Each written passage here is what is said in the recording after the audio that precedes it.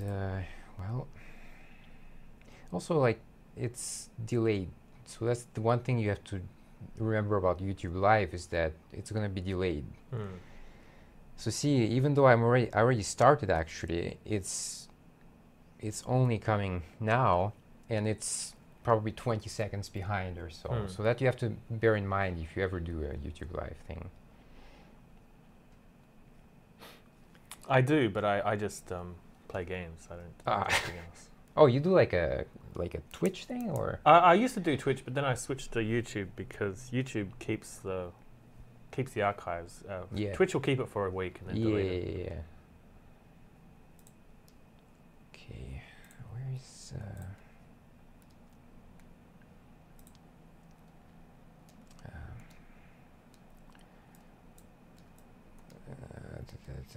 I need some parts here. Where was it? Here. Okay, this part I need, and well, this one. Not sure.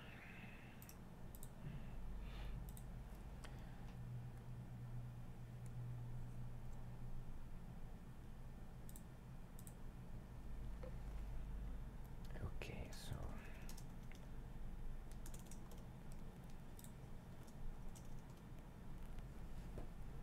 so that's probably better than going to Facebook Live.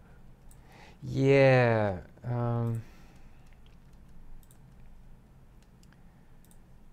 Also, the way that Facebook works is quite interesting. You can only do it from a phone, right? And only one camera angle works. Actually, if you try to flip it upside down, it's not gonna work. It's gonna keep that. It's gonna make it even tinier because you reframed it in that way. You can't do landscape even? No, not as far as I know. Anyway. Right.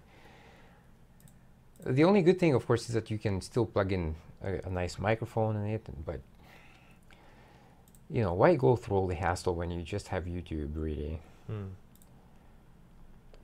Yeah, it's not quite there yet.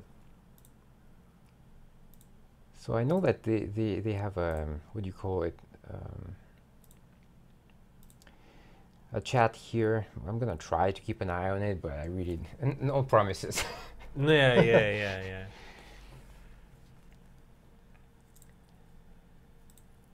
All right, so good to go? Yeah, I'm good to go. Okay, so let's fire up the cameras.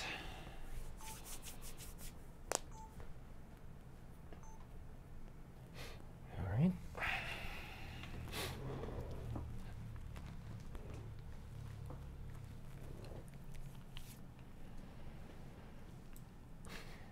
So I've shortened my intro a lot, so we just kind of jump into. Sure. Yeah, no worries.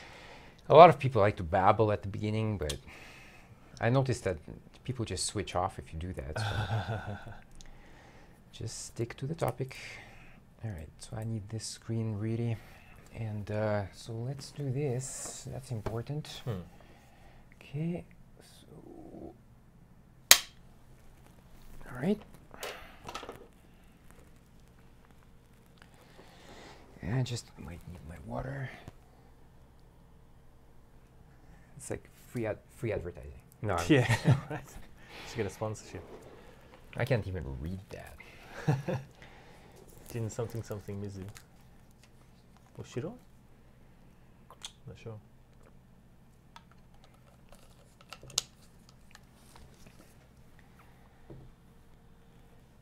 Okay. All right. So no, it should be this way. And this one just a little bit higher. Yeah. Okay, well, it's already recording, so we can just start from here. Right. All right, so 3, 2, 1. Hey everybody, welcome to Age of Reason. Today with me is Luke. Hello. So last time on the show we talked in depth about politics, and we're going to talk about politics a bit today also, but I want to do the Bible because we didn't do that last time at all. And this is the last show of the year. I have to use the rest of the month and next month to finish off my book that I mentioned. I think it's getting done. So you'll probably see a campaign for it. Please support it. It's a great story. It's very short too, so I don't like to bore people with like thousands of pages. Hey, we had the Bible for that. Yes, of course. Yes. So my book is short, it's to the point, and it's a sci-fi psychological story. Quite interesting. Please check it out.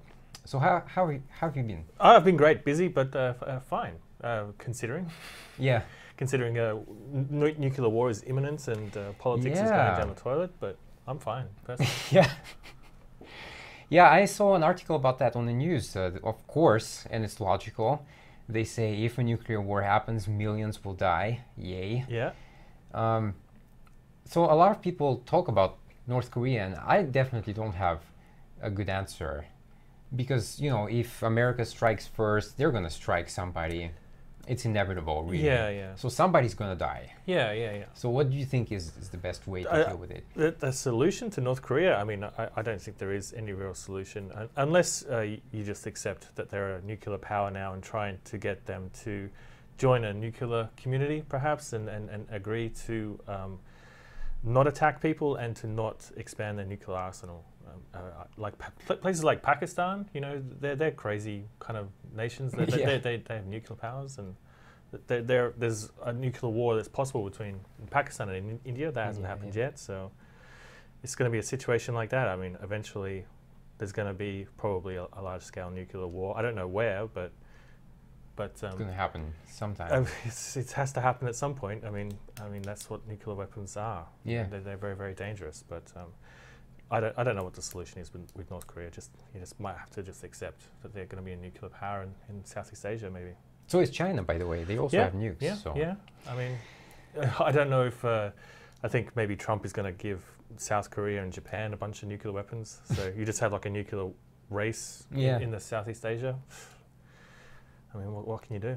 Yeah, we're going to talk about Japanese politics a little bit later, and one thing people have to understand here is that Japan is trying to change its constitution in order to allow, well, first of all, Japan has an army right now. Yeah. So they're called the peacekeepers, but these guys are like real army, okay? They're trained and they're tough and strong. Yep. So they already have that, but they want to basically have a full-scale offensive army, right? Yeah. So they need to change the constitution for that, right? They do, yeah. But I think that the Japanese army has already been used offensively in Iraq war. Yeah. But having a full-scale offensive army, I don't really know what the difference is between defense and offense. I mean, you're probably still using the same equipment, and you still have tanks, and you still have planes and whatnot. Jets and all that.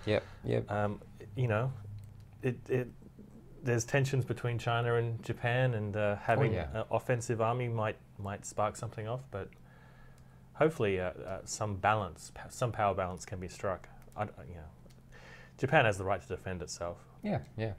Germany has an army, so Germany has an army. I mean, they haven't invaded anybody since '45, I think. No, they've been really well behaved since then.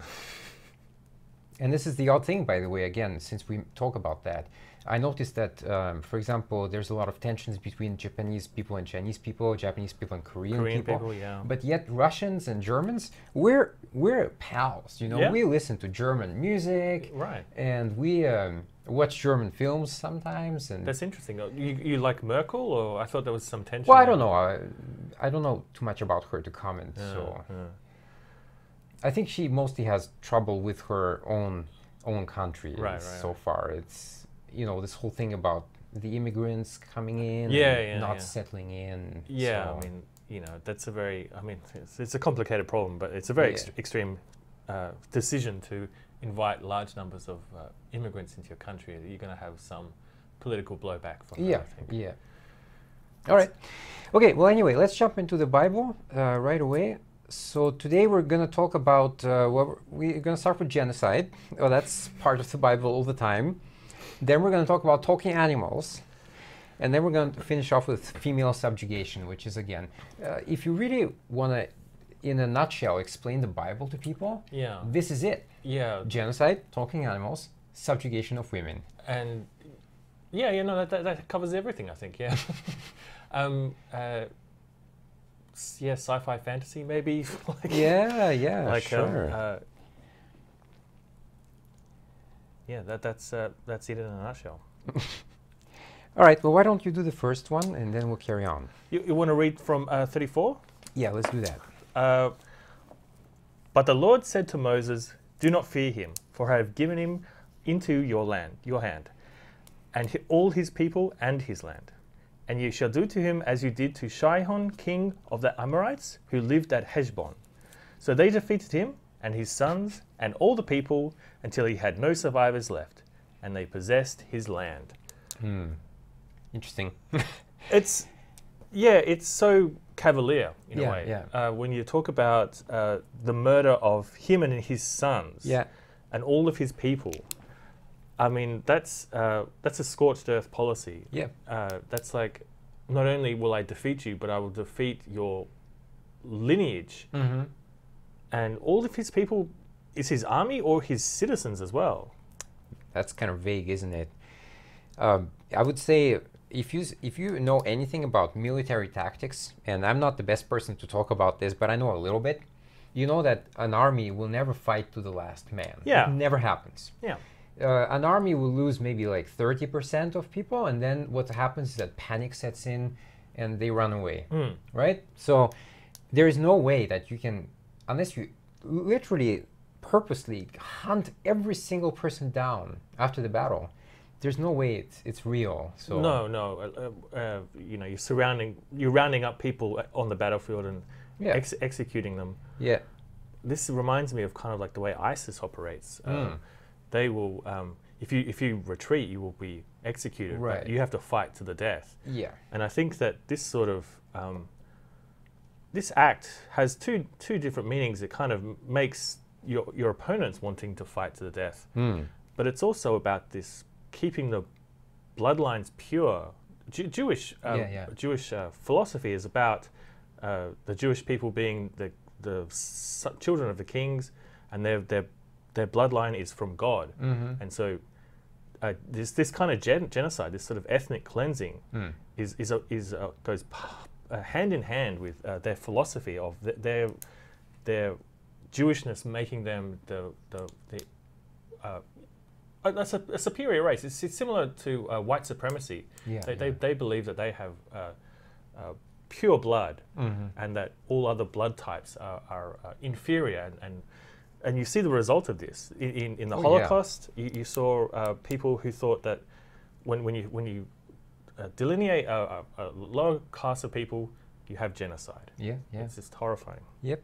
I also like how the very casual way it talks about it. So you'll defeat this guy after you defeated that guy, probably the same way. Yeah. And I'm also thinking, we're going to talk about this many times on this show today. This is God. This is a supreme creature. Exactly. He has supposedly all the power in the world. Why does he need to put people through the fights? Any war at all. Can't he just remove the enemies magically, or like the earth swallows people up? I think we covered that in Leviticus or something.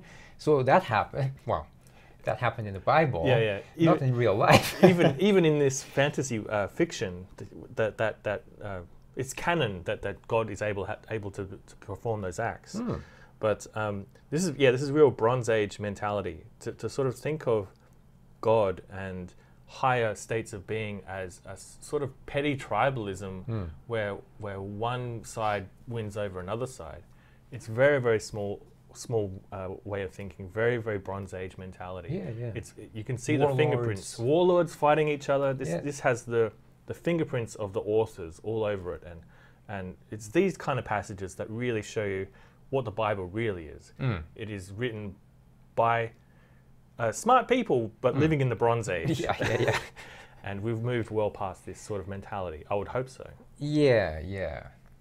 To a certain extent, To a certain extent. I mean, we were just talking about North Korea just 5 minutes ago, but we're trying to get to a better place, if that better place exists, and away from this sort of petty tit for tat sort of tribalism.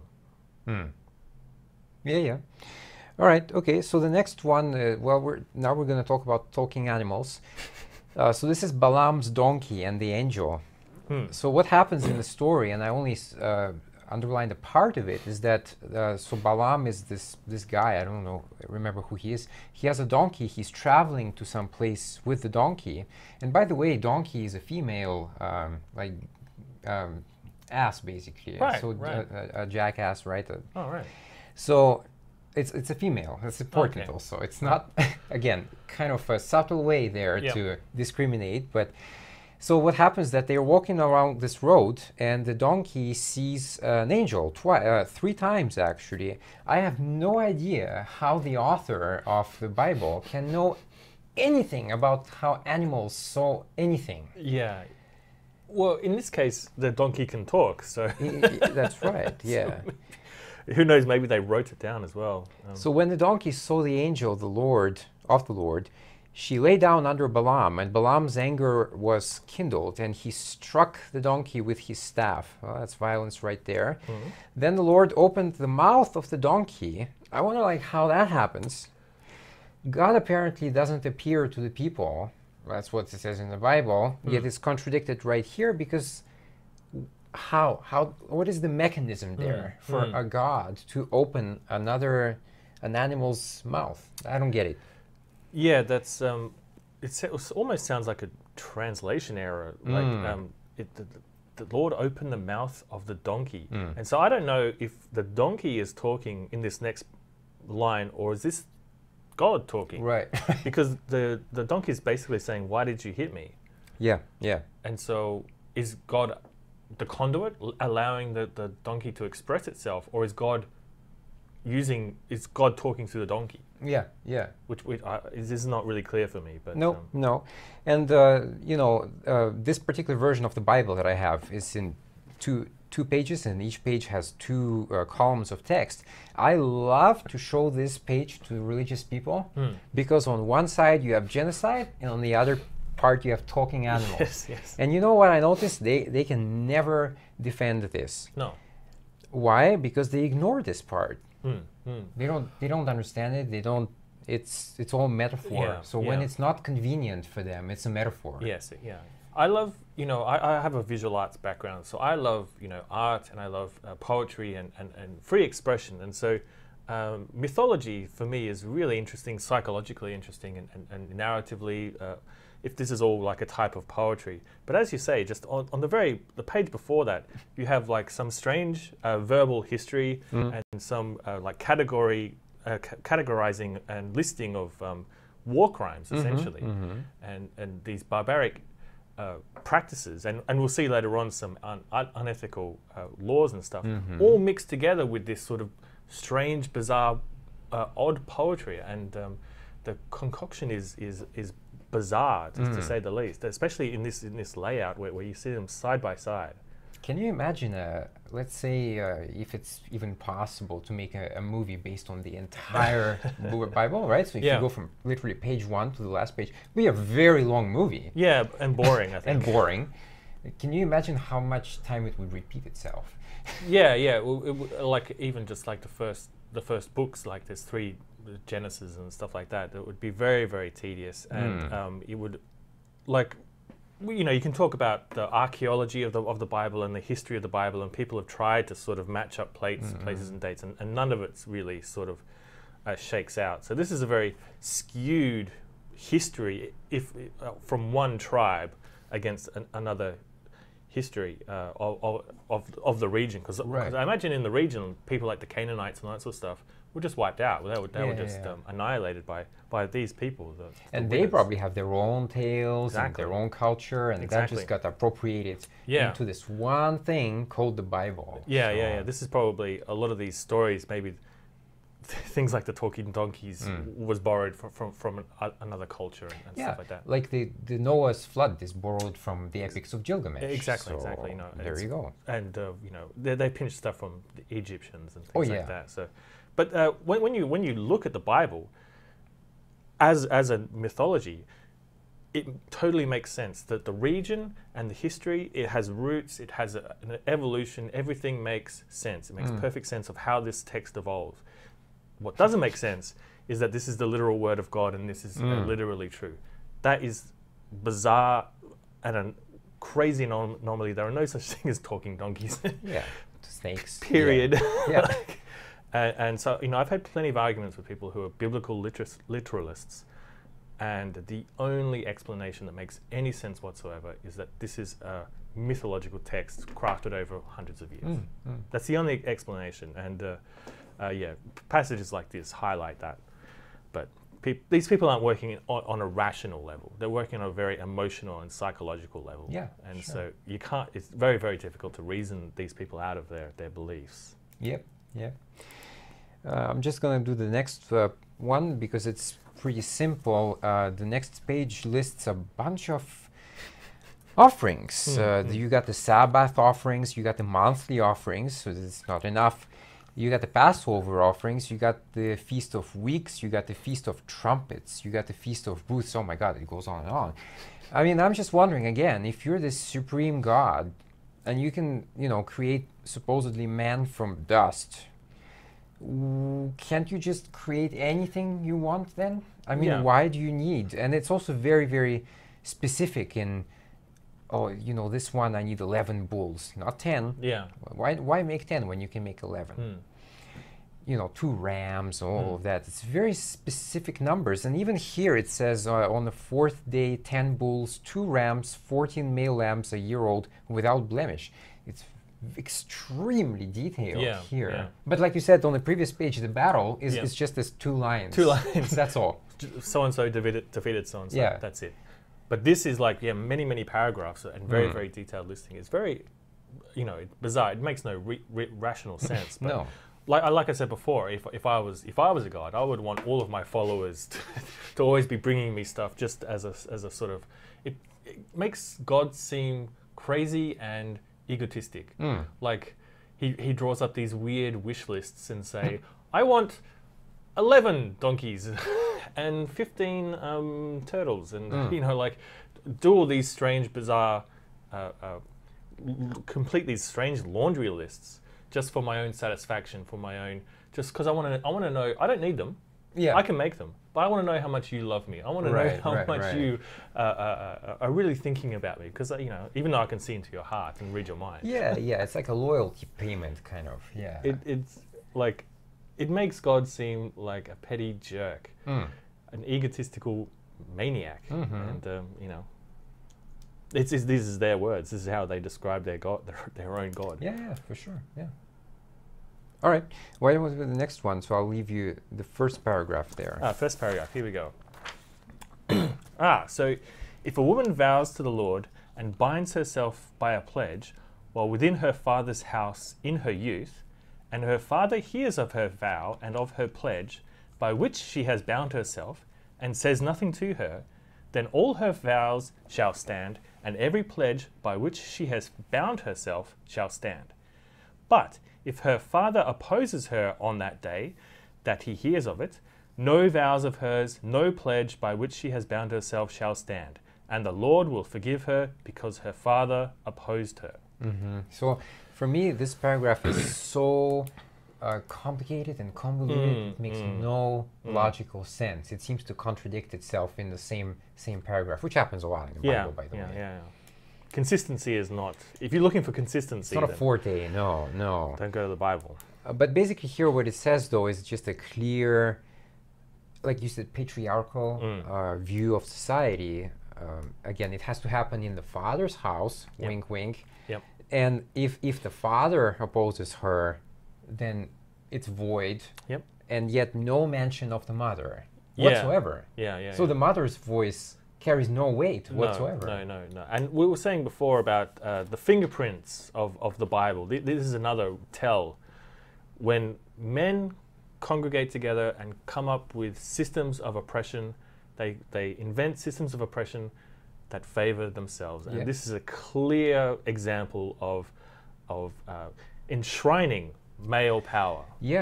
And through the household, through the father.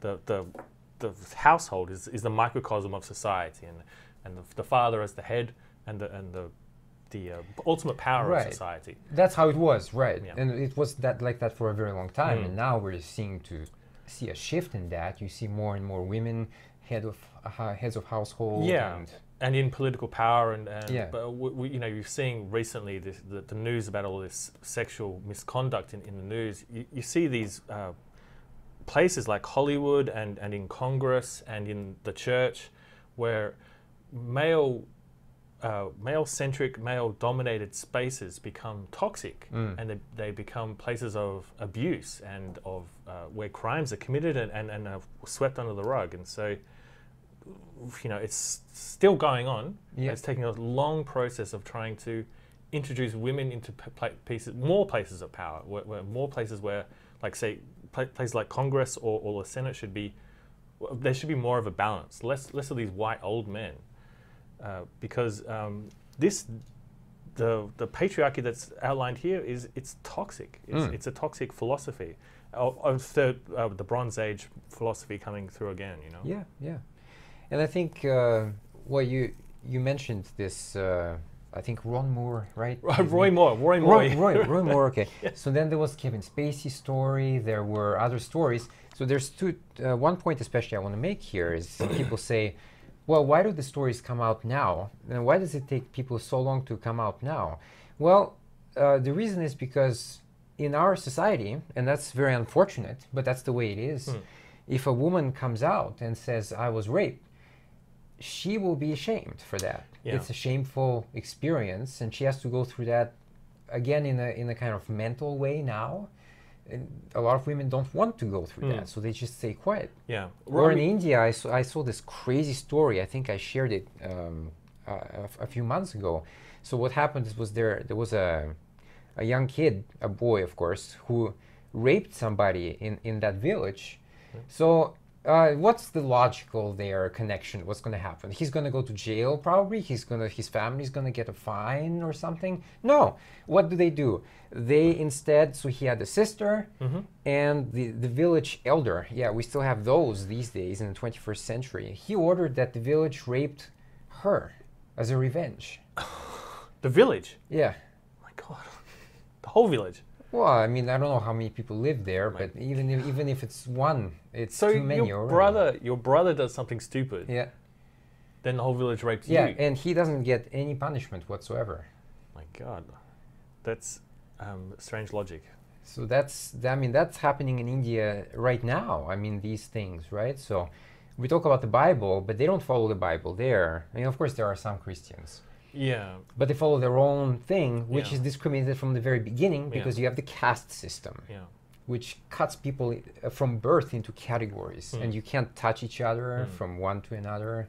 So, yeah, that's it's more example of male-dominated politics. The village elder. I mean, not to sort of say all men are evil, but it's just a system that's not able to regulate itself, or no checks and balances in a system like that. It was a picture I shared. I'm not sure if that's true though, but it was a picture of the Women's Rights Council in some kind of Muslim country, like Saudi Arabia probably. Yeah, do you think there are any women on that panel? No, it's exactly the zero. Exactly the same in America, where they decide on the abortion rights, and it's just all white men. Always men. Yeah. All right, so the next part is here. It goes on a little bit further here, but if her husband makes them null and void on the day that he hears them, then whatever proceeds out of her lips concerning her vows or concerning her pledge of herself shall not stand. Her husband has made them void. Well, that just kind of carries on from what we said about the father. Exactly, yeah. So the father can make them void, and the husband can make them void. Yeah, so we don't care about the husband's parents here. We don't care about the mother still. No mention of her whatsoever. No, that's the lineage of oppression and how these systems perpetuate themselves. I guess that's why it's interesting that the husband, the father, has a choice over the husband. So he's essentially choosing who is my successor in the political system. But yeah, it's like I said before, it's a completely imbalanced and toxic way of setting up a system. Yeah. And the proof is everywhere at the moment. Like every 5 minutes there's a news scandal and a news story. Sure. Matt Lauer of the Today Show had a secret button on his desk to lock to lock his door. When people Right. come in, he had a button here to lock the door people in, and he would sexually harass them and molest them. Right. And he did that for 20 years. Yeah. That's a male-dominated society, a male system Yeah. with no checks and balances. Well, sure. And I mean, women are still paid less than men, even Yeah. in Japan. So, Mm. yeah, there's still a long way to go. Yeah, I mean, you know, I always say some things are easy to change. You just have to have a very strong will for that. We could, in America, for example, have decided well before the election that, hey, you know what? When November comes, we're gonna all vote for Bernie Sanders. Let's decide that right now. Let's not deal with the fuckery that's gonna follow for the year of the primaries and all of that nonsense. Spending millions and millions of dollars on stupid ads on TV and radio. You know, you have to go to a town hall meeting. You have to pay for electricity of that. There's a whole bunch of expenses associated with the whole that. economy. Yeah, yeah, it's like a microeconomy that's created every basically 2 years or 4 years, depending on which elections you follow. We could have decided that, but no. As far as I can see, humanity is absolutely incapable of sharp turns. It's always a very slow process. And sometimes, okay, so then you might say, well, okay, look at Hitler. It was a sharp turn. In a way, yes, but this was still kind of 20, 30 years in the building, so I wouldn't say it's so quick. But when it is a sharp turn, it's most often violent. Like was the case with Hitler, like was the case with Mao, when he murdered millions of people that were just opposed to his system. Not even belief, but just the political system. Yeah.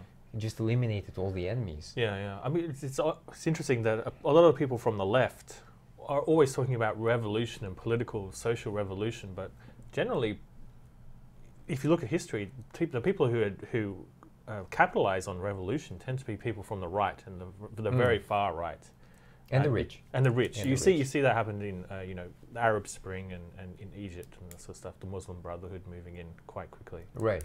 But yeah, even just the past few days, the tax bill in the Senate just got passed, which will give apparently it's going to give a lot of power to churches for raising money. So the churches in America are going to become massive political players in the future. If this tax bill passes, you're going to have, speaking of the economy of politics, millions and millions of dollars pouring into these dark money funds. Yeah, like what you mean is like much more. I think when people, when I said before on my page that I think churches should be taxed, there are always some people who immediately attack me and they say, well, no, you can't do that because then they're gonna be directly influenced in politics, but they already are. That's what you don't understand. They already are. I just shared an article by that sleazeball Ted Haggard, who's a horrible, horrible man, who's not gay, by the way, wink, wink. He's totally gay, or at least bi.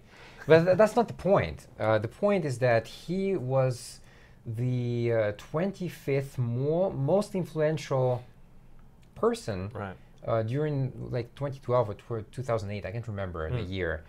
This is already happening. He is a political, religious figure directly motivating his flock to vote a certain way.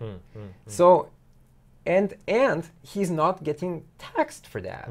So it's like a win-win for him. Yeah. Either way, he wins. If this law passes, like churches are going to be flooded with money. They're going to have a ton of political power, and these religious institutions are going to be popping up everywhere, and they're going to be a way for people to launder money. It's going to be a nest of corruption, but also the political influence that religion will have in America will change that country. I mean, it'll be a radical revolution towards right-wing Christianity, and I just think this is going to be catastrophic for. It's already pretty bad. People like Roy Moore, he got fired from being a judge for the Ten Commandments, refusing to remove the Ten Commandments. These guys are outlaws. They don't care about the rules, and they're completely immoral. Obviously, sexually molesting children is outside of the bounds of normalcy. And they're about to be given free reign for political influence in America. Yeah, and the election is coming up in a week, so it's if he gets elected, in, yeah. that's gonna say a lot about the people's character in that state. I'm just saying. Yeah, no. It's if you have a choice between a pedophile and a Democrat, then they choose the pedophile. Right. better that than a Democrat, which lets you know what they think about Democrats. Yeah, I mean, it's insane. Because the other guy, Doug Jones, he is a Christian too. Sure. Yeah. Like it's not like he's an atheist. Yeah, I mean, we had 40. Trump, I think, is the 45th president, if I'm not mistaken. I wish there was a war of Christianity, but unfortunately, we had 45 presidents who have been Christian consecutively. Consecutively, yeah. So, all right, why don't you do the next one? The next one. So, the Lord spoke to Moses, saying, "Avenge the people of Israel on the Midianites?" Yeah, I'm not sure how to read that. Yeah. "Afterwards you shall be gathered to your people." So Moses spoke to the people, saying, "Are men from among you for the war, that they may go against the Midian to execute the Lord's vengeance on Midian?" Yeah. Well, I mean, we kind of talked about that already before. Yeah. It's just just a repeat. Yeah. Different tribe. Yeah, but different tribe. Same concept. Same philosophy, same sort of Bronze Age way of thinking. I always think it's funny when God needs people to enact His will on earth. You see this with ISIS now. So we're gonna defeat America for God, and it's sort of like how strong is your God? How strong is Allah if He needs ISIS to defeat America? I mean, Yeah. I think true. I think that right-wing Christians in America have a stronger logical case to sort of say God is on their side because they are the largest economy and the biggest military force on the planet. But yeah, if you're in ISIS, I don't know what you're telling yourself. Yeah. Well, it's kind of different environment too. I mean, Yeah, but there are some ISIS members in Western countries. Sure. They not so many, but like they're out there. Yeah, and you were talking about the Germany at one point. Well, that was an issue for them because so a bunch of immigrants, or not even immigrants, but I should say refugees. Yeah, refugees. That's a different thing. So a bunch of refugees flooded into Germany and other countries too.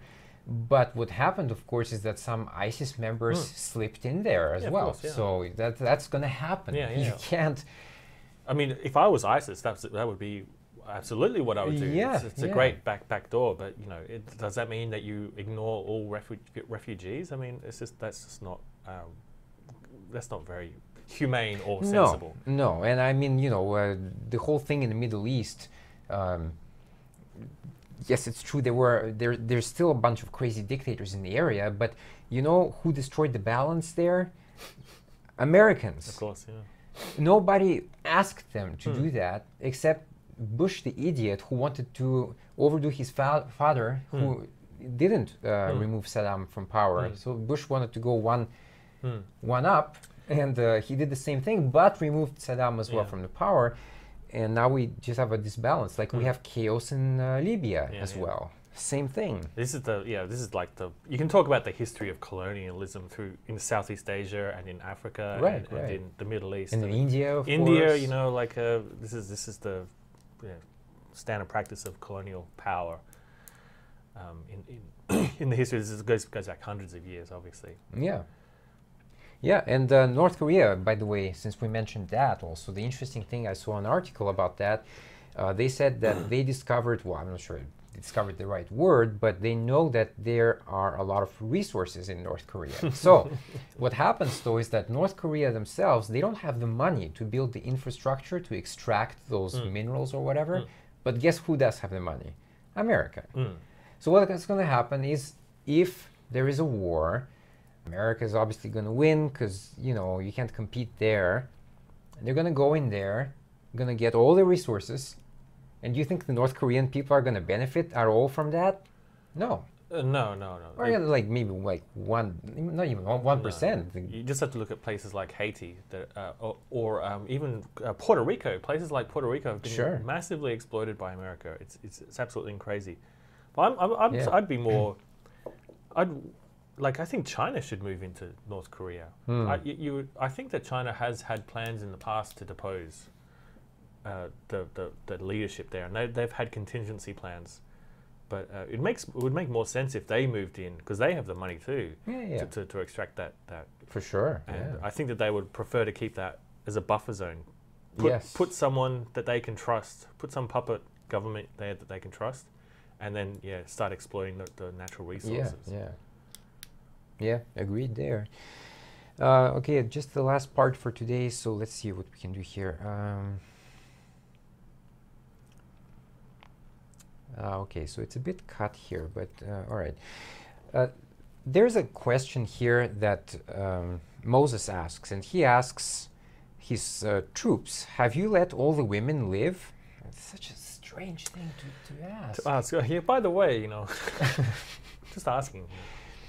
Now, therefore, kill every male among the little ones, and kill every woman who has known man by lying with him. But all the young girls who have not known man by lying with him, keep alive for yourselves. So again, we've been saying that before many times, so keep the young girls. Obviously, it's not just to put them in a corner and just look at them and say, oh, like, hey, cute little girl, and give them education. No, it's to fuck, okay? Yeah. So that's disgusting. And also, how do you check if a woman, especially if you come from another tribe, there's no TV back then, no radio, you don't know those people, this is the first time you enter their city or whatever, their city walls. So how do you know this woman or this woman is a virgin or not? We know even today that you can't tell the difference unless the woman admits, Unless, or you're a doctor and you can examine their hymen or something. But right. Like, and it breaks on its own, by the way. Yeah, exactly. That's the bottom line. That's not so proof. you can't tell just by that. No, perhaps they mean girls that haven't gone through puberty, like real prepubescent girls. Keep all of them, kill all the other ones. Oh yeah, for sure. That for sure. Yes, that part. Yes. From the adult women, though, I really don't understand how you separate them. I don't know. Maybe they don't. Maybe they just kill Probably, everyone who's over 12 or 13. Just kill all of them, and we're just going to cultivate. It's this kind of sick psychology that gives people like Roy Moore permission to interfere with 14-year-old girls. Sure. But yeah, this is a horrifying idea. I mean, this is real Dark Ages kind of stuff. This way of rounding up small children for your sex slaves, essentially. I'm not sure if do these people have polygamy, or are they allowed to marry more than one person? I'm not sure, No. but they had many partners, many people throughout the men, of course. Only the men. They can have many partners, and they can have sex partners with maids and stuff like that. Yeah, because that happened. Abraham did that, right? Abraham was too old to have children, or he thought he was too old to have, so he had one with his maid. Yeah, but then remember that Noah had kids when he was 600 years of age. I mean, Old dad. He's like, he's not playing soccer with his kids. No. All right, well, that's all I want to do with the Bible for today. So what we're going to talk about now is a video I found, and I like this guy in general because, like I said before the show, I don't speak Japanese. I would like to know what Japanese people are thinking. We can't communicate. And also, the odd thing about Japanese people is that they don't really enjoy to communicate about certain topics. They get very defensive, or they just don't know about certain things. The Japanese people don't seek any conflict whatsoever. Yeah, that's what I was going to say. Yeah, like these hot button topics like religion and politics. It's sort of like, they just kind of avoid you. Avoid conflict. So I like this guy because he goes out to people, but there's two important points here. First, he goes to Tokyo. And so it's a big difference when you talk to people in a big metropolis and some kind of farm, rural area, right? So that's already one. And the other thing, he's only asking a few people, so you can't generalize from that tiny sample, really. I mean, what is like 6 or 8 people in Tokyo, the city that has 20 million people, okay? And also all of them are young. again, so their opinions are going to be very different, probably, from older generation. So just bear that in mind as you watch this video. Some of them are very young, 17, 18 or something. Sure. Yeah. So kind of universities, fresher, right? So freshmen, yeah. All right. Oh, that's a good start. So it's it just crashed. Would you like? No. All right. I'll just like stop it in the interesting parts. Sure.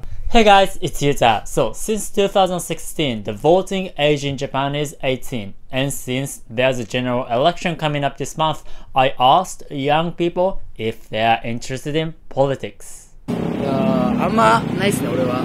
いやー、僕もないですね。あるよ。ないです。いやいやいやいや。それはなぜですか？難しいからです。あんまり自分に関係ないかなってあるから。年齢はいくつですか？ Okay, so just this part here. So we were talking before the show, and I think we both agree that we were both not interested in politics at the age of 18 or 19. No. I grew up in Adelaide, which is a very small town in Australia. So Australian politics is boring at the best of times. But I wasn't thinking about politics when I was a teenager. That's for sure. So that's let's just say that's a common thing. Yeah. But what I disagree though is what this guy says. 難しいからです。Okay, so this one guy, he said it's difficult, and I agree. Politics, when you actually dig into it, deep into it, it's really complicated, and the bills are hundreds and hundreds of pages. Like the tax bill they just had in America was, I think, nearly 500 pages, and they didn't even have time to read all of that. So, but what I disagree though is this young guy. He says, I feel it doesn't have anything to do with me. Well, that's just a fallacy right there. Unfortunately, you would perhaps like to live in a world with no responsibility and just in your kind of bubble, but unfortunately we live in a society where you have to interact with other people, and you're probably going to get some job by interacting with people, and they're going to interact with you and all of that. So politics, though, whether you like it or not, it decides our lives right now. So in North Korea, they have a certain policy. People have to worship the leader and all of that. This is part of the politics. It's very much to do with your life. Wouldn't you agree? Well, if there was a war with North Korea, then that would certainly affect him a lot, dramatically. I mean, he is, like I say, if he's very, very young, then he's probably is living in a bubble created by his parents, where he does feel like he's not, things don't affect him and he's not responsible for certain things. But you quickly grow out of that mentality. I've spoken to some younger people, and they don't really understand political ramifications, even in small things like purchasing the things that you buy every day, or the companies that you support financially. All this minutiae, it's all politics.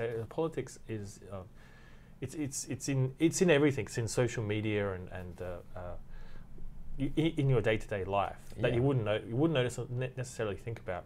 Probably give this kid maybe another 10 years. Maybe he'll start to form some opinions. So here's a question for you though, and that's one thing I regret about perhaps my past a little bit, is that I was, well, again, in my teens I was not the sharpest tool in the shed at all. I wish I were a little bit better. I wish I were more interested in certain topics. So do you think, what I'm trying to say is that, do you think younger people should kind of grow up a little bit earlier these days? Yeah, I mean, maybe it probably has something to do with the education system. Maybe they should have politics education, maybe even in high school or something like that. So not necessarily just sort of get the gears rolling in their head, so they're starting to thinking about these sort of things. Because in this video later on, once you start to pose questions and push them a little bit, then you see they start to have opinions and they have things to say, but they're just not used to thinking in those ways. So I think that, on that sense, definitely they could start a lot younger. あんまり自分に関係ないかなってあるから。年齢はいくつですか？僕は19。 19。 18。動画をちょっと見るくらいですね、僕は。YouTube とかで。普通に国会の中継のダイジェストとかたまに見たりします。知らなきゃいけないかなとは思ってますけど。Well, I should know more, but I always like those people who say that sentence. Well, I'm against pedophilia, but you know there's trouble coming right in the next sentence there. This guy says he's watching a lot of YouTube videos in the National Digest or whatever. The problem is I have a basic Japanese news channel. It's absolute nonsense every day. They don't report on the issues. Their main story. Okay, look, I'm not a newscaster or anything like that, but wouldn't your first story would be some kind of top story? No, but what sometimes I saw this one time, their top story was this car that crashed into a post in some remote village. Yeah. What, that's it? That's the best you got? There's like literally nothing else going on. This was the only car crash that day? What's wrong with you people here? Yeah, I you know, a lot of the political reporting I see is mainly about scandals or the horse race, who's winning and who's losing, Right. that sort of stuff. Maybe large issues like the retirement of the emperor, or like we were saying before about the changing the constitution to become a more aggressive army. But basic day-to-day stuff is not talked about so much, I don't think, in the media. And also this guy, again, they're referring to YouTube videos. Well, if you talk to a flat earther, he also watches a lot of YouTube videos. So what? Which YouTube videos are you watching? I mean, that makes a huge difference. Yeah. いけないかなと思ってますけど、あんまりなんか朝早くて夜遅い帰るの遅い。 So she says here, and that's a point that I love to make to people. It's true though. When you work from early in the morning or whatever, really, it doesn't matter. As long as you work a certain amount of hours every day, you don't have time later to go back and stuff like that. In Japan, people work a lot of overtime hours, so they sometimes start very early and come back really late in the evening. Do you really think that this guy or this woman is gonna, I don't know, read some research after 12 hours at work? No, it's just not going to happen. I think that's sort of like by design, maybe. Like I think it's a really negative aspect of a society where leisure time for the citizens is really, really important for these reasons. In a functioning democracy, you need to have opinions about the politics. You have to be an informed voter. That's a part of being a democracy. So having a system where you just work your citizens into the ground and they have no free time to think for themselves, that's a very nefarious kind of oppression, I think. Yeah. ニュースも見ないし、ほとんど知らない。トランプのニュース見るぐらい。小池知事とか。小池さんどう思います？でもなんか言ってることは正しいって頭良さそうですよね、普通に。私はもう分かんないけど。まあなくはないけどって感じ。興味があるかって言われたらないけど、まあちょっと知ってるかな、ニュースで見るかなぐらい。テレビで見るくらい。全くないです。自分は全くないですね。Nothing really there. Nothing. No. Those boys aren't interested. But later on in the video, those are the boys that start to have their opinions, and like you were saying before about retirement and things.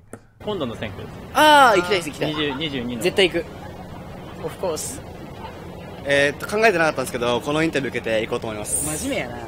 あれでも関心がないけど選挙には行くんですか？行く。だって行けって言われるんですもん。親と。おばあちゃん。はい、行くと思います。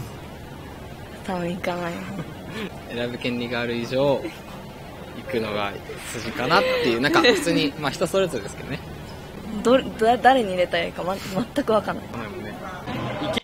Well, I mean, that's an interesting side point to make here. So I actually looked up the political parties in Japan. There are 7 main parties and there are 4, well, really really tiny parties, let's say. They don't even have representatives actually, but Right. they're listed as parties. So, okay, like roughly in total you got 11 parties, and of course the leader right now is the LDP party. Abe always throws those surprise elections just to get more seats. Right.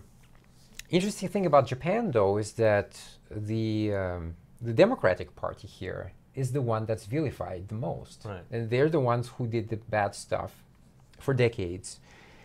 And so there's also a large communist influence in Japan that Yeah. comes from China. And Right, so right. there's a lot of like suspicion here, and well, they don't like that, of course. And there's also religious cults here with a lot of influence, and they don't like that either. Yeah, it's an interesting bag when you start to look into it. Everyone kind of looks like the same, but when you start to research it, there's a lot going on in politics. I think Japan had a very strong left-wing government in the 60s and 70s and stuff like that, but recently it started to trend towards more conservative policies and politics. You know, and you know, with some that causes tension in the region, obviously, because people like Abe will go to certain shrines where war criminals are buried, and that causes drama. Yeah, yeah. The other thing I just want to mention here is that so in America, you know, when you go to the supermarket, you have maybe 25 choices of cereal. You want to buy a shirt or a coat, you have 30, 40, 50 different kinds of jackets. But yet, for some reason, when it comes to the political system, we're just fine with 2, which really are one in America, because both are owned by the same corporations, and the difference is not so much in their policies, but in the degree of their craziness. One party is just batshit insane, and the other party is less insane, but still controlled by the same interests. Yeah, yeah. I mean, like in the 2016 election, if it had been a choice between Jeb Bush and Hillary Clinton, I mean, what's the difference between those two politicians? They're basically the same.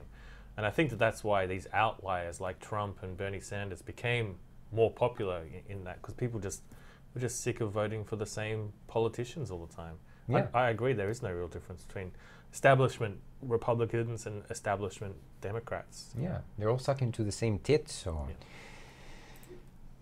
What's that?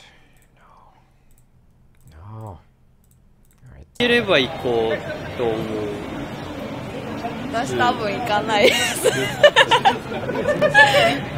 Yeah, go ahead. These people, all of them, they said they weren't interested in politics, but then they all said they're going to go vote. Something, yeah. Most of them said they were all going to go vote, which I think that's kind of interesting. I obviously feel some kind of social pressure or social responsibility to vote, which, you know, in Australia, it's compulsory to vote. You get fined if you don't go to the voting booths. But still, so there's a high turnout. There's a high percentage of people, like 90% of the people vote. But there is a still sort of people don't want to vote, or people are probably because they're forced to. Yeah. But I think it's really good that these kids, even though they're not so interested in politics, they still feel a responsibility to go vote. I think that's good. 実は女性の方が投票率高いんですよ。先輩がやっぱ行った方がいいよ。社会人になったからって。多分行かないです。行かないまま終わりそう。多分行かないです。行くことは行くけど、まあ、ニュースで見てなんとなくこの人でいいかなって感じで、自分行きはしないですけど、入れるとしたらこの党だなっていうのは一応決めて見てはいますね。Well, that's kind of interesting, though. The guy says, I'm going to make my decision based on the news. Well, again, what news are you watching? Because in America, if you're watching Fox News, or MSNBC for that matter, because both are really propaganda tanks at this point, you're not going to get the real story. We talked about that on the last show. I asked Jeremy, how do you know these days what's true or not? Because we're swamped with information. Sometimes it's contradicting information. Sometimes it's just fake news out, plain. And so how do you know? I mean, these days, the situation is so more sinister. Like, it seems that in this day and age, you can choose your own reality. So politics and political information isn't about institutions trying to influence your opinion. They're offering you a smorgasbord of things, and you can choose which ones you decide to believe. And there's a lot of places like Breitbart and some far right organizations out there on the internet, or like Alex Jones, who just peddle in bizarre conspiracy theories, but people just decide what they're going to believe, and that's not if you can provide facts to contradict this, it doesn't really matter because your facts are tainted. Your facts come from MSNBC. My facts comes from Alex Jones. Sure. So I've just made that decision to believe that person, and I'm going to stubbornly believe that. Yeah. And that's how informed voters operate in this modern era. It's heading towards a disaster, I think. Yeah. I don't know the situation in Japan though. Like, is it? I don't know about I know that there's some far out stuff going on, like you said before, with the religious people and some of the far right here, but it doesn't seem to be as prevalent in Japan. Yeah, I mean, for me, it's just some silly stuff going on. I don't know if people know, but there's this famous girl band, the AKB48. It's a band of 48 girls, young girls. They're all singing, and it's, in my opinion, I really hate that kind of music anyway. But they had a music clip a while ago where they dressed up in a kind of almost Nazi-looking uniform. So of course that was outrageous for the people here. You can imagine the reaction internationally, but even here people were outraged about that. So this kind of really, I mean, I understand, these girls, they are not intelligent probably. They're young probably, and they were promoted to be this pop star at a very young age, lots of money. So they don't care about anything. I understand that they would wear this uniform without questioning, but the people who made that video, they knew exactly what they were doing. Oh yeah. This is the otaku culture. Like, it's the same thing that's happening in America. Steve Bannon realized that these disgruntled online men, young men playing video games, lonely, have aggressive or negative attitudes towards women, can be cultivated into a political movement or political force. And you probably have something similar going on in Japan, where there's a big nerd culture here, and I wouldn't be surprised if someone did a poll and realized the right-wing philosophy or right-wing politics is popular amongst the fans of the AKB48s. And so. Well, we talked about that before. I think I don't know this party name, but these are guys in Tokyo who drive around in those black trucks. You might have seen them because you work there. And they go park in front of basically high schools or schools, and they just basically shout racial slurs.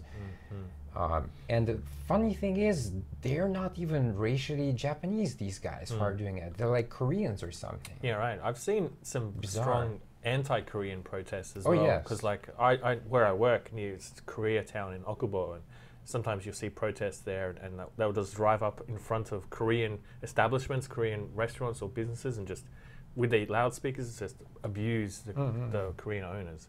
It's intense, but these people have rallies. It's like less than 100 people. I mean, they're a big voice, but they're a small presence. Yeah. I also asked what political party they support. And if you're not familiar with Japanese politics, the most important party will be the Liberal Democratic Party, or LDP. And they have been in power most of the time since its inception in 1955. じゃあ誰に入れるんですか？小池百合子。いや、関係ない小池さん出馬してないですよ。誰だよ出馬してた。豊田。自民党。俺希望の党。ないですね。やっぱ安倍さんアベノミクスが好きだから。3本の矢でしょ。やっぱ日本をいい方に持っていく。それを分かってるのが自民党だと思う、僕は。僕はね。新しいからなんか気になるじゃないですか。学生なんで特にそんなにはないんですけど、とりあえず行って、まあその前はちょっと見たりしますけど、父親と住んでるんですけど、一緒に話したりとかして。いや、ないです。自民党？自民党？自民党ですかね。自民党しかもはやわからない。 Just a quick comment here. See, like this woman, for her, it's all a joke. It's not serious at all. She laughs about everything like an idiot. I lived in the Philippines and I saw people treat politics this way there. For them, it's a joke. That's why there is Manny Pacquiao in the government, who's a fucking boxer, who's a religious nutbag, who thinks gay people are inferior. But why is he even in that position of power? Because of people like that who just think it's a joke. It would be funny to have that guy in the government. And then guess what? He wins because a lot of people have the same mentality. And then the country's screwed because he has no experience in politics. He's a religious nutbag. And there's other examples of famous actors there who again have no experience in politics, who have gained position of power. Duterte? How do you say his name? Duterte. Duterte? Yeah, that guy, he's like overseas, he's characterized as a nutbag and a psychopath and a murderer. But in the Philippines, he's incredibly popular. Yes. He has insane popularity numbers, more so than Trump. But these politicians kind of remind me of Trump. Like no experience. Again, we live in this weird age, right? These people who are commenting on Filipino politics, do they really... I mean, have they lived in the Philippines ever? Do they actually know anybody else than the president right now? Or do they just read some article on CNN, which, by the way, is extremely biased? Just like MSNBC, just like Fox News, all of them will give you a version of story. I call it selective outrage because they create those stories for 5 minutes and the people get riled up for those 5 minutes. And then because the attention span is so short these days, they need another story to jump to. So they jump to another story, which makes them outraged. So Kevin Spacey was like the main news for 5 minutes. And after that, whoop, to the side, let's talk about some other story we want you to get angry about. So honestly, in my opinion, I will say I don't know, because I don't know Duterte. I don't know really what's going there. I don't follow the news. But if the majority of locals support him, well, there must be a disconnect right there and then between the Western media and what happens in the Philippines. Absolutely. Yeah. Okay, I completely agree. I don't know what the genesis of that disconnect is. The way he seems and the way he's portrayed, he seems pretty crazy. Maybe, Trump is also, I mean, he's not that popular, but he has his fans. Yeah. And I don't understand what people see in that guy, but he has his fans. 他に知ってる政党ってありますか？民進党？社民党かなんか。共産党？民進党もうなくなっても知ってます？小池さんが希望の党を作ったの知ってます？はい、知ってます。希望の党に民進党は基本的に合流っていう風になったけれども、でも小池さんって結構保守的だから、私の意見に賛成しないと入れてあげないって言って、枝野さんって覚えてますか？地震あったじゃないですか。テレビに出てた人が立憲民主党って言ってます。それでも2つに分かれちゃって民進党なくなりました。知りませんでした。そうです。普通に。特になんか支持する政党ってあります？いや、なんかそういうのわからない。わかんないです。いや、全然わかんないです。小池さん、希望の党とかどうですか？小池さんが話聞くと小池さん割と好感を持ってるみたいな。まあでも悪い人はないですね。だから普通にもう小池さんにいいんじゃないぐらいの感じで、明るいし政治がみんなそうなのかもしれないですけど、ちゃんと自分の意見をこう言って筋を通しているところがかっこいいなと思います。特に支持する政党とかってありますか？いや、特にはないふうには。今でも安定してるから支持しますよ。確かに今の現状維持現状維持が大事。現状維持割と僕はしてますね。普通に大学生なんですけど、就活生とかにはいい方向に向かってるのかなっていうのはちょっとありまして、どっちかといったら支持はします。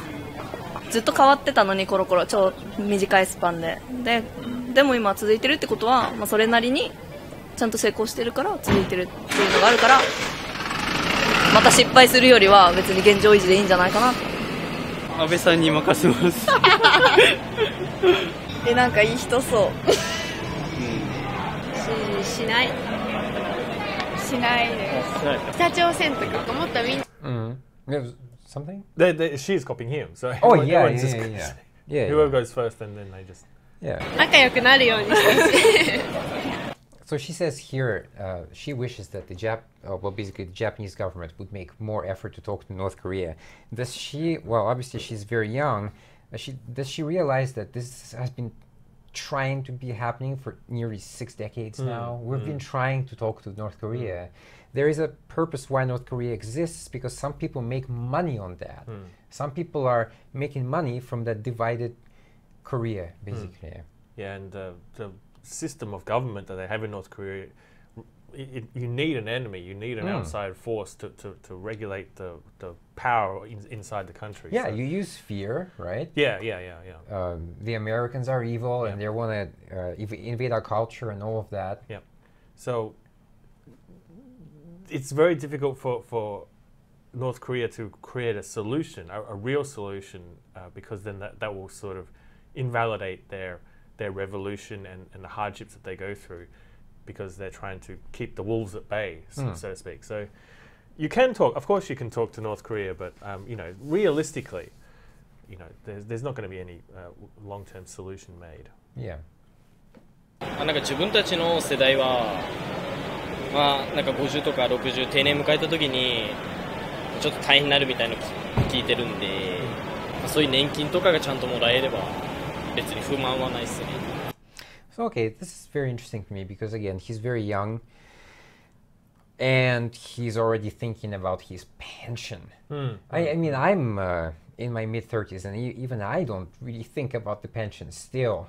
No, not me either. But that guy is much younger than me, and yet it seems to me the only concern that he brought up so far anyway. Yeah, not the guy before that was talking about jobs after he leaves school and stuff like that. So these are people, just things that they affect them and that they care about. I agree, it's kind of a bit early to be worrying about the pension.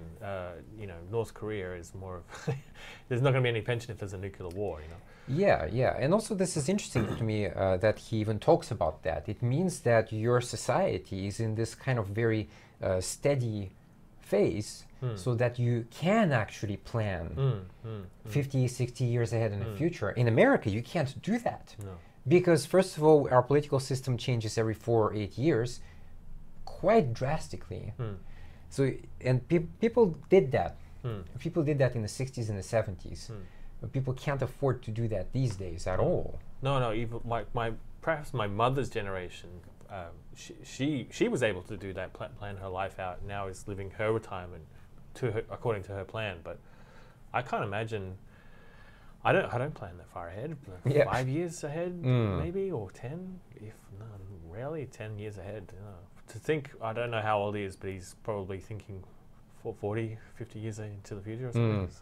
I only think like a day in advance. That's all I can manage. 別にずっと安倍さんでもいいのかな。ちょっと日本変わりすぎてるんで、いろんな人になってるんで。ずっと同じ人がやってた方がいいのかなと思います。どうですか、安倍さん。それは本当にそう思いますね。でも何か変えなくちゃいけないっていうのもあると思うんで、安倍さんから変えるのも。It's interesting how many of the people in this video talk about the status quo and things not changing and things being more settled. I think that even if you're not ethical or moral politician, you can get away with a lot just by providing a sense of stability and calm. Yeah. And people will just naturally gravitate to it, especially people who don't follow the news. He seems to be doing everything seems to be okay. I'll just vote for him, and you can sort of gather popularity that way just by providing a status quo. Yeah, he could be gassing people for we know, but yeah. like if he just keeps things on the steady, like maybe people in Hitler's Germany thought that, like before the economy was up and down, but now we seem to be doing pretty well. So that's right. Yeah. So I'll just leave it up to Hitler. He seems to be doing it all right. Yeah, maybe. I mean, that's very possible. 別に悪いことではないんじゃないかなとは思います。Now this is very interesting because before this interview, I'd read a lot about how young people like LDP more than people in their 30s and 40s and older. And my interview totally confirmed what I read about them. And I also asked them if there's any issues they are interested in. お金に関して金融とかもあるじゃないですか。学生のアルバイトの時給、僕埼玉なんですけど、低いんですよ。850だったじゃないですか。上げてほしいですね。アップアップって感じ。森友学園がもう一回できそうみたいな今日やっててマジかっていうのありましたね。もう一回作るのどうなのって普通に友達と話してましたね。普通に今日消費税はちょっと気になる。あ、でもそれは確かに。でもちょっとなんか上がるみたいな。10% に上げようと。はい。それどう思いますか？それちょっときついですね。10%。まあきついけど、きつい。それ以上になんか返ってくるものがあるんだったらまあいいかなと思いますけど。クルートさんでしたっけ？なんか暴言吐いて同じ市の議員さんらしくて今めっちゃ話題になってて、北朝鮮ミサイルとかをどうにかしてほしい。じゃあどうすればいいと思いますか？どうすればいい？話し合うしかない。ミサイル撃たないでほしい。そうだ、それは分かる。長生きしたい。長生きしたい。それ今回の政府の対応はどうだったと思いますか？北朝鮮。ちょっと甘いとは思います。なんかあんまりにも守りに入ってんじゃないかな。なんかトランプさんみたいにもっと威圧的に言っても、まあ、いいとは思うんですけど。現状維持だね。現状維持も、別に加えてほしいことはない。ないですね。僕はないです。ないです。年金もらえるか不安なんですけど。ああ、でも年金は本当には欲しいな。不満、住民税ちょっと高えなと思いますね。平和に暮らせれば私はそれでいい。確かに戦争とかがなければ、まあこのままでもいいかなって思います。It's all about the self. Yeah. How politics affects me. The next leap obviously is, oh, things are good for me, but things are bad for another group of people. Yeah. Like a lot of issues these days about gay rights or like, you know, religious freedoms, immigration bans. Pay equality, sure. Pay equality, yeah, like for women. Yeah. All these things don't affect me. I'm not a Muslim. I'm not, you know, I'm not gay or a woman. But that next step in political thinking, where you're not just thinking about your own. A lot of these people is like, well, as long as I have a nice life, a long peaceful life, I don't really care so much. Yeah. And it's a little bit short-sighted. Yeah, and also just those two girls there, they look to me like typical girls who have thousands of photos on their profile on Facebook. Just you're not going to find much wisdom in those people, I have to say. No, and it's a cultural trend as well. You know, this sort of real solipsism almost, where you're just thinking about yourself and your concerns, and you know, it's sort of like a political blinders almost that you're putting onto yourself. It's interesting when they talk about Trump, though. I'm always interested to hear how people from the outside view Trump, especially the Japanese people. Well, he was in Japan recently, I think. Yeah. I mean, places like England, he can't go. Yeah. He's banned from going to England. There will right. be massive protests. That's right. But yeah, coming to Japan is no problem, you know. He was in China also. It's all just part of his effort to ramp up the war machine against North Korea, I think. He really wants that war. Why? Because he's unpopular at home, really unpopular. And as far as I can remember, through American modern history, every time a president was very unpopular, he starts a war. Bush was extremely unpopular in ratings, so he went to Iraq. And now we're going to see that, but with many more casualties, because North Korea is not Iraq. Yeah. Iraq was not a nuclear power. Yeah. It's interesting to be in Tokyo right now. I sort of feel like my fate is hanging in the balance between Kim Jong-un and Donald Trump. Right. I gotta rely on these two numbskulls to make a good decision. That's true. As far as the video is concerned, that's all. But I just want to mention a few things in here. probably, especially this one. Okay. All right, so I just want to mention those two parts, and then feel free to comment, and then we'll call it a day. While this comes from the Brookings, which I actually not sure what that is. Let's check it out. Some kind of, I just don't want to say something that is wrong, so okay. Okay, it's just some kind of policy organization, but it doesn't say here, I think, which way they're leaning. So no, but they will never say that. They will never say that. They did have the Jewish flag on the front page. Yeah, they did. They might be. But this is because I think it's an article. That's the article. Okay. Anyway, all right. So there's just a small piece I found from Brookings. It says, while many expected the low favorability ratings of the two candidates and the divisiveness of this election year to keep young voters home, 2016 saw similar rates of young adult turnout as 2012. So despite all that fear, young people are not going to come out for Trump or Clinton, actually, for that matter, because she's too old. Same. On election day, Hillary Clinton won the youth vote, 55%, while Donald Trump only gathered the support of 37%. Of the millennial electorate, comparatively in 2012, young adults voted for Barack Obama over Mitt Romney by about the same percentage, actually.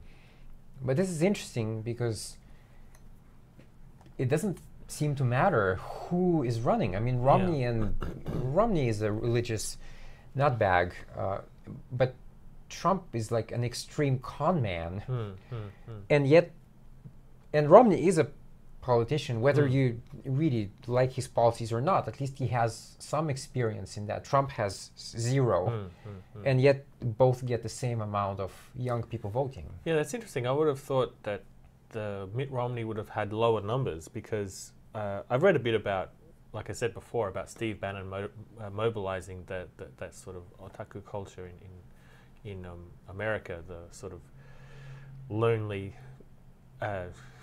Redditor in Wisconsin that's angry about feminism and loves Pony, My Little Pony. But to think that he got the same numbers as Mitt Romney, that's sort of bizarre. Like, I can't figure out. I thought that there was a new phenomenon of younger people being energized by this type of politics, but it seems like maybe in America, maybe they're quite a politically minded population. I know that in certain places, like in the more rural areas, you have like the religious colleges, and they have the young conservative movement. So they probably have an infrastructure there that's being funded by billionaires to sort of recruit the next generation of political voters. Possibly. Sure. Might be one explanation. Well, it's just like with religion, right? I mean, you're born into a religion. It's hard to get out of it. Exactly. And here they're born into this political system. Yeah. The interesting graph here, it shows the level of trust among millennials by race and ethnicity. And the only one I'm interested in here right now especially is the major news media. So you'll notice that among the white people, only 17% trust the media, from the African American 18%, Latino 20%. So what I'm trying to get out of it is that nobody trusts the mass media, yet everybody loves to quote from CNN immediately once you start some debate, or they try, where do they find their numbers from? They find it from these organizations. So it's funny, they don't trust them, and yet they will quote them. Yeah, they're horrible numbers. They're awful numbers. That's like the lowest.